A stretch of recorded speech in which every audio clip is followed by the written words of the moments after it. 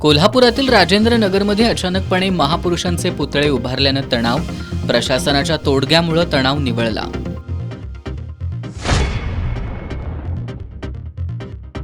सर्वसामान्यांसाठी मोठा आधार असलेल्या महात्मा ज्योतिबा फुले जन आरोग्य आणि आयुष्मान भारत योजनांशी संबंधित राज्यातील रुग्णालयांचे 270 कोटी रुपये शासनाकडे थकीत.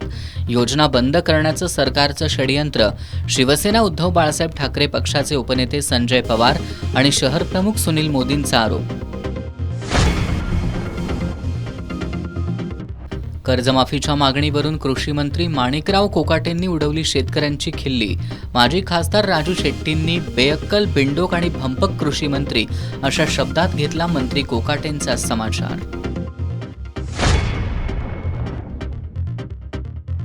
कणेरीवाडीतील अनुसूचित जाती आणि नवबौद्ध घटकांच्या वसाहतीमधील विकास कामांबाबतचे आरोप निखालस खोटे.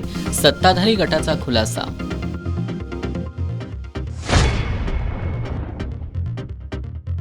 आणि शक्तीपीठ महामार्ग विरोधी संघर्ष समितीची सरकारनं घेतली धास्ती.